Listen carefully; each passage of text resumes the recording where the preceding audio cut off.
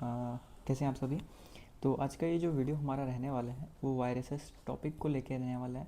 Viruses topic के हम structure के बारे में पढ़ेंगे और उसका जो ट्रांसमिशन कैसे होता है उसके बारे में पढ़ेंगे। ट्राई करेंगे कि शॉर्टेस्ट से शॉर्टेस्ट पीरियड में इस वीडियो को हम ख़त्म कर लें। और आपसे एक ही रिक्वेस्ट है, अगर आप इस चैनल पर नए हो और आपको इन्फॉर्मेशन सही लगी तो आप मेरे चैनल को सब्सक्राइब कर सकते हो, बिकॉज़ मैं भी आपकी तरह एक स्टूडेंट हूँ, मैं भी सीख रहा हूँ और साथ ही साथ आपकी भी हेल्प करने की कोशिश कर रहा हूँ। तो चलिए शुरू करते हैं हमारा वायरसेस टॉपिक को। ओके, सो जो वायरस जो होते हैं वो क्या होते हैं। वायरसेस आपके 200 से 300 नैनोमीटर वाले एक इन्फेक्टियस एजेंट होता है। इन्फेक्टियस एजेंट होते हैं 200 से 300 नैनोमीटर वाले इन्फेक्टियस एजेंट होते हैं। वायरसेस में कोई भी सेल वॉल नहीं होती है, इसलिए ये नॉन सेलुलर होता है। नॉन सेलुलर ऑर्गेनिजम्स होते हैं, यानी कि इन पे सेल वॉल नहीं होती, साइटोप्लाज्म नहीं होता और साइटोप्लाज्म वाले ऑर्गेनल्स भी नहीं होते हैं। ठीक है, इनमें सेल वॉल, साइटोप्लाज्म और साइटोप्लाज्म वाले ऑर्गेनल्स नहीं पाए जाते हैं। साथ ही जो वायरसेस होते हैं उनको जो रेप्लिकेट करना होता है, तो इनको रेप्लिकेट करने के लिए हमेशा एक होस्ट की ज़रूरत होती है, यानी कि एक अदर बॉडी या एक अदर जीव, किसी दूसरे जानवर की ज़रूरत होती है अपनी और सारी कॉपीज़ बनाने के लिए। तो ये वायरस की स्पेशलिटी होती है कि वो खुद से कॉपीज़ नहीं बना सकता है, उसको और किसी एनिमल में या किसी और एजेंट में होस्ट की तरह जाना पड़ेगा और उसके बाद वो रेप्लिकेट कर पाएगा। ठीक है, साथ ही वायरसेस की प्रॉपर्टी होती है कि वो जब भी फ्री स्टेट में होते हैं, फ्री स्टेट में वो जब भी होते हैं तो वे ना ही लिविंग होते हैं और ना ही नॉन लिविंग होते हैं। जब भी ये फ्री स्टेट में या जहाँ पर इनका स्पेस होती है, जहाँ पर ये पाए जाते हैं वायरसेस, तो ये ना ही लिविंग होते हैं ना ही नॉन लिविंग, उसकी कनेक्टिंग लिंक होती हैं। तो इसलिए इन्हें viruses are, so that's why viruses are also called the connecting link between living and non living. इस लाइन को अगर आप अपने उसमें ऐड करोगे एग्जामिनेशंस में तो आपको अच्छे मार्क्स मिल जाएंगे। क्या लाइन बोली मैंने? Viruses are connecting link between living and non living. ठीक है, तो चलिए अब हमको पता है कि वायरसेस के स्ट्रक्चर, एक वायरस के स्ट्रक्चर में क्या क्या चीज़ें आती हैं। एक आता है nucleic acid, capsid, viral symmetry और आउटर लेयर। ठीक है, आउटर लेयर में आपका viral envelope, spike, matrix protein और वायरल एंजाइम्स आते हैं। पहले बात करें न्यूक्लिक एसिड की। एक वायरसेस में, एक जो वायरस होता है उसमें दो टाइप का न्यूक्लिक एसिड हो सकता है, डीएनए या फिर आरएनए। डीएनए भी दोनों तरह का हो सकता है, डबल स्टैंडर्ड और सिंगल स्टैंडर्ड डीएनए। आरएनए भी दो टाइप का हो सकता है, डबल स्टैंडर्ड या सिंगल स्टैंडर्ड आरएनए। अब एक प्रॉपर्टी जो आपको याद रखनी पड़ेगी कि जब आरएनए होता है, जब इनको आरएनए से मैसेंजर आरएनए बनाना होता है एक वायरस को, तो जब हमारे पास पॉजिटिव सेंस आरएनए होता है, जब पॉजिटिव सेंस आरएनए होता है वो डायरेक्ट आरएनए को मैसेंजर आरएनए में कन्वर्ट कर देता है। बट जब हमारे पास एक नेगेटिव सेंस आरएनए होता है, तो एक नेगेटिव सेंस आरएनए को चाहिए होता है एक कॉम्प्लीमेंट्री पेयर। कॉम्प्लीमेंट्री पेयर चाहिए होता है मैसेंजर आरएनए बनाने के लिए। तो यहाँ तक आपको समझ में आया कि न्यूक्लिक एसिड दोनों हो सकते हैं, DNA, RNA, double standard, single standard. और जो आरएनए होता है, आरएनए में अगर पॉजिटिव सेंस आरएनए होगा वो मैसेंजर आरएनए डायरेक्टली बनाता है, but negative sense RNA messenger RNA बनाने के लिए कॉम्प्लीमेंट्री पेयर की ज़रूरत मांगता है। ठीक है, अब बात कर लेते हैं कैप्सिड की। कैप्सिड एक आउटर मोस्ट लेयर होती है, यहाँ पर मैं कैप्सिड के बारे में लिख देता हूँ। कैप्सिड एक आउटर मोस्ट लेयर होती है जो कि प्रोटेक्शन का काम करती है वायरसेस का। कैप्सिड जो बनी होती है वो कैप्सोमर्स, कैप्सिड आपकी कैप्सोमर्स प्रोटीन सब यूनिट की बनी होती है, जो कि प्रोटोमर्स के अंदर आता है। तो कैप्सोमर्स प्रोटीन सब यूनिट की प्रोटोमर्स की बनी एक आउटर मोस्ट लेयर होती है कैप्सिड, जो कि काम करती है डीएनए को बचाने का, वायरस के डीएनए या जेनेटिक मटेरियल को बचाने का काम करती है।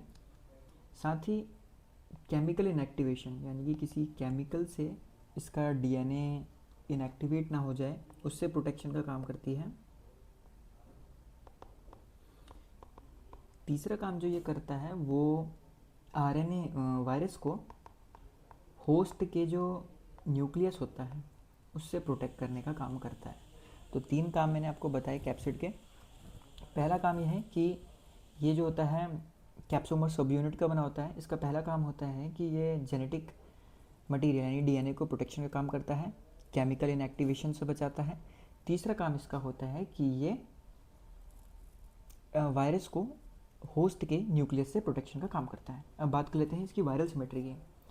तो जो 4 टाइप की सिमेट्री होती है एक वायरस की, एक होती है हेलिकल, एक होती है पॉलीहेड्रल, एक होती है स्फेरिकल, एक होती है कॉम्प्लेक्स। हेलिकल ऐसा होता है, गोल राउंडेड होता है, आप देख सकते हो। इस गोल राउंडेड स्ट्रक्चर में जो आरएनए होता है वो इस कैप के अंदर होता है, ठीक है, इसलिए इसे हेलिकल कहा जाता है। पॉलीहेड्रल जो होता है वो कुछ इस तरीके का बना होता है, इसमें जो जेनेटिक मटेरियल डीएनए या आरएनए होता है वो इस तरीके से अंदर होता है और वो कवर्ड रहता है। इसके बाद से कैप्सोमर्स होते हैं, जो कि मैंने आपको बताया कि एक आउटर मोस्ट लेयर कैप्सिड, तो ये कैप्सोमर्स है तो ये कैप्सिड होगा, ठीक है, ये प्रोटेक्शन का काम करती है। तीसरा है हमारे पास स्फेरिकल। स्फेरिकल में इस तरीके से आपका कैप्सिड होता है, यहाँ पर होता है कैप्सिड, कैप्सिड के अंदर आपका होता है जेनेटिक मटेरियल आरएनए डीएनए, और उसके बाहर से एक मेम्ब्रेन एनवेलप बना होता है। तो यानी कि इसमें ट्रिपल प्रोटेक्शन होती है जेनेटिक मटेरियल की। सबसे पहले जेनेटिक मटेरियल आया, उसके बाद से कैप्सिड आया, उसके बाद से मेम्ब्रेन एनवेलप आया, और ये इसके स्पाइक्स होते हैं जो कि इसको अटैच करने का काम करते हैं या होस्ट के अंदर एंटर करने में हेल्प करते हैं। चौथा आता है आपका कॉम्प्लेक्स स्ट्रक्चर। कॉम्प्लेक्स स्ट्रक्चर में ये आ जाते हैं इसकी टेल फाइबर्स। टेल फाइबर्स का काम भी अटैचमेंट का होता है किसी भी होस्ट के अंदर।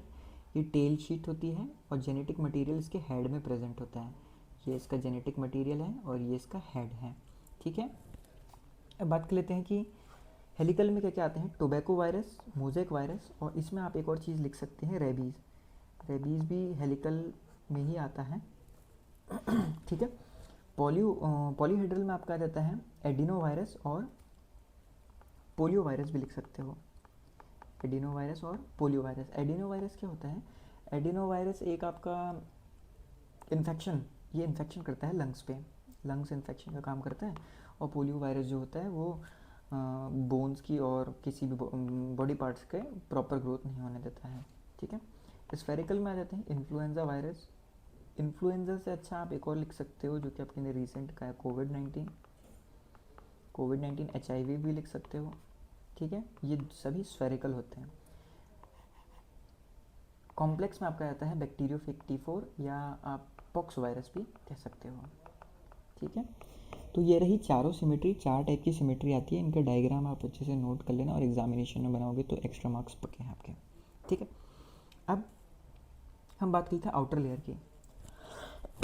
सॉरी, आउटर लेयर में आता है वायरल एनवेलप। वायरल एनवेलप क्या होता है? ये वायरल जो एनवेलप होता है ये बना होता है होस्ट के सेल मेम्ब्रेन से, ठीक है। होस्ट की जो सेल मेम्ब्रेन होती है उसी का ये बना होता है, और होस्ट की सेल मेम्ब्रेन का बना होता है। और ये जो काम करता है, ये क्या करता है? वायरस को हाइड करने का काम करता है। जब वायरस रेप्लिकेट करना चाहता है, जब वायरस अपनी और कॉपी बनाता है, तो जो आपका लेयर होती है, कौन सी लेयर बोला है? Viral envelope. ये जब जो वायरस होता है अपनी न्यू कॉपीज बनाता है, तब जो आपका वायरल एनवेलप होता है वो उसको छुपाने का काम करता है ताकि वो अपनी और कॉपी बना सके। स्पाइक्स क्या होते हैं? स्पाइक्स वो होते हैं जो अटैचमेंट का काम करते हैं, जैसे कि मैंने आपको नीचे दिखाई, ये हैं स्पाइक्स।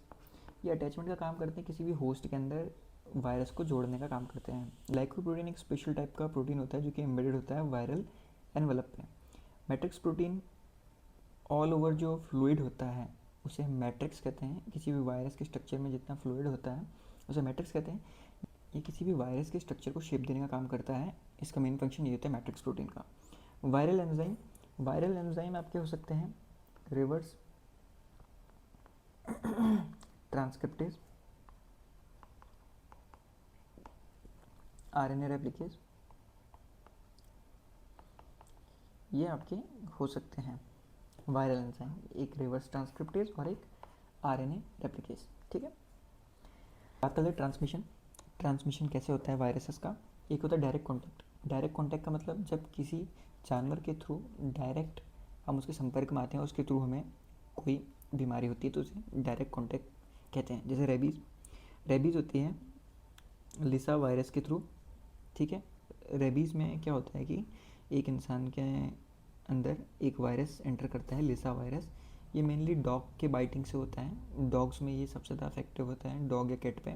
और ये वायरस जब किसी भी दूसरी बॉडी के अंदर एंटर करता है थ्रू ब्लड, तो उसके अंदर भी सेम सिम्टम्स शो होने लगते हैं और ये बहुत हार्मफुल वायरस होता है और 2-4 दिन के अंदर ही किसी इंसान की डेथ हो सकती है और इमीडिएट भी हो सकती है। ड्रॉपलेट या एरोसॉल, ये कफ के थ्रू हो सकता है, स्नीज के थ्रू हो सकते हैं, जैसे सार्स कोविड-19 जो कि खांसने छींकने से हो रहा था। फॉमिट्स यानी कि कॉन्टामिनेटेड सरफेस जो होती हैं या कॉन्टामिनेटेड ऑब्जेक्ट्स के थ्रू हो सकता है, जैसे नॉर्मल इन्फ्लुएंजा हो गया, कोल्ड हो गया। ठीक है, वेक्टर यानी कि जब कोई दूसरा जानवर एक जगह से दूसरी जगह से ट्रांसमिशन करता है किसी बीमारी का वायरस के थ्रू, उन्हें वेक्टर्स कहते हैं। मॉस्किटो करता है, डेंगू करता है, फीवर करता है। ठीक है, चिकनगुनिया। वायरल वर्टिकल ट्रांसमिशन यानी कि इस तरीके का ट्रांसमिशन, ये पेरेंट्स से बच्चे में हो गया, इसे वायरल ट्रांसमिशन कहते हैं। वायरल ट्रांसमिशन आपका हीमोफीलिया भी हो सकता है, एचआईवी हो सकता है।